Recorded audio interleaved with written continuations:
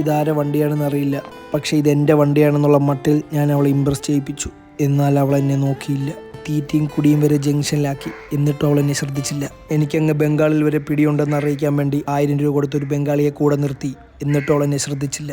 പെൺപിള്ളേർ പോണ റോഡിൽ കൂടെയാണ് അവിടെ നിൽക്കുന്നത്. അല്ലേ വണ്ടി പോയിട്ട് ചോദിക്കാനും പറയാനുള്ള അന്തസ്സുള്ള ആണുങ്ങളുണ്ട് കേട്ടോ.